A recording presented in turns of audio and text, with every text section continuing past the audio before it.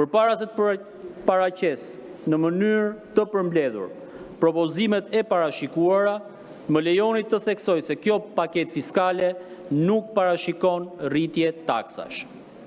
Përmes saj, ne synojmë të krijojmë një kuadër fiskal më transparent, më të thjeshtë dhe më eficient.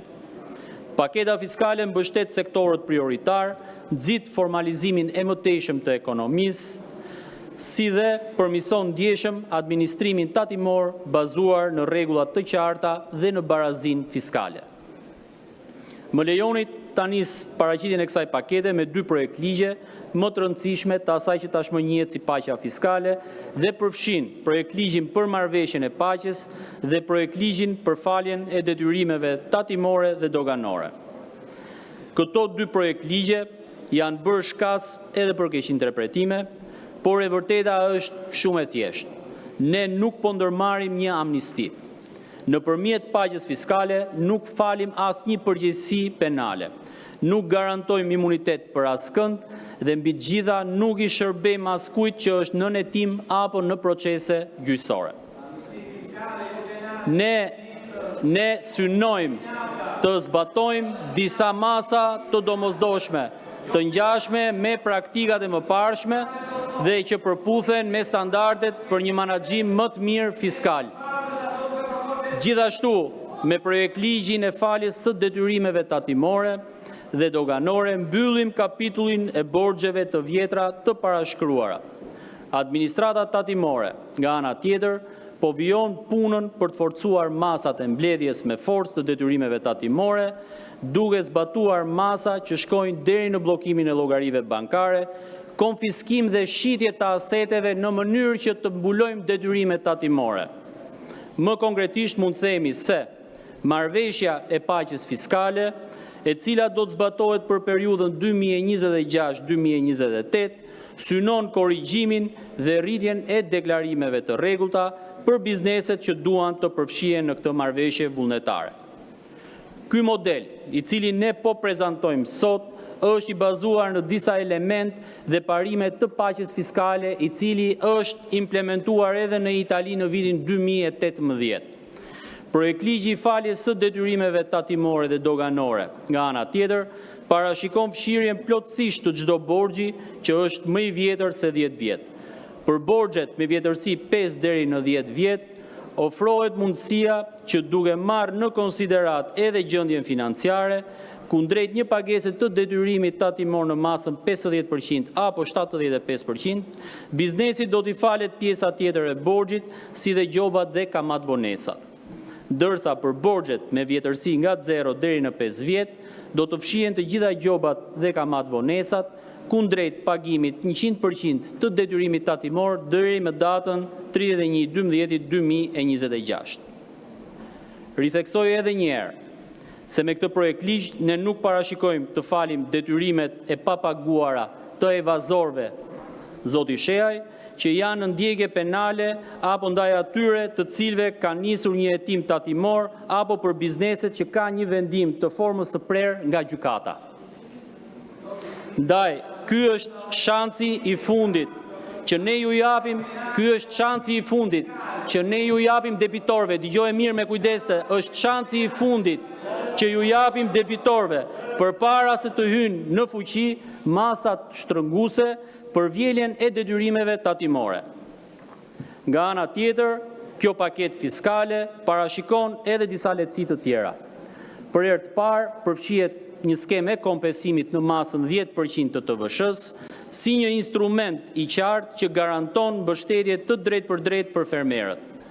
Për vitin 2026, parashikojmë që minimalisht 1.5 miliard lek apo 15 milion euro do t'ju mbeten në duar fermerëve.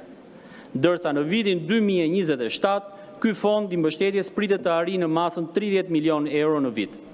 Pra, fermeri do të kompensohet me një normë prej 10% të vlerës së faturave të shitjes së mallit, kundrejt shitjes që ky fermer i bën grumbulluesit, përpunuesit apo dhe agrobiznesit.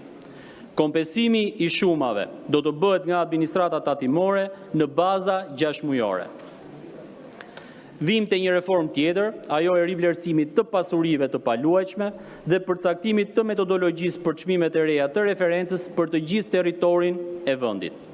Jo pa qëllim, Ministria e Financave ka gjykuar që këto dy nisma të prezantohen paralelisht në mënyrë që të gjithë qytetarët shqiptar të kenë mundësinë të përfitojnë nga rivlerësimi i pasurive të paluajtshme, duke i përafruar ato me vlerat e tregut, por nga ana tjetër duke u dhënë mundësinë që të paguajnë gjatë procesit të rivlerësimit një normë tatimore të reduktuar në masën 5% nga 15% që është aktualisht. Dalemi pak edhe tek disa propozime që synojnë të disiplinojnë veprimtarinë tregtare, kryesisht në ekonominë e ditëve të sotme, që po bëhet gjithnjë e më shumë e digitalizuar. Vendosim për herë të parë detyrimin që bizneset online të publikojnë të dhënat e tyre identifikuese si emri tregtar, NIPT-i, adresa e kështu me radhë. Kjo është një masë që ne e konsiderojmë të drejtë dhe të domosdoshme dhe që mbi gjitha i shërben konsumatorëve. Nga ana tjetër, kemi parashikuar edhe ashpërsimin e ndërshkimeve për aktivitetet tregtare të paregjistruara si një garanci më shumë për mbrojtjen e konkurrencës së ndershme. Një tjetër shtyllë e rëndësishme që është edhe një nga prioritetet tona, është ulja e përdorimit të paras kesh.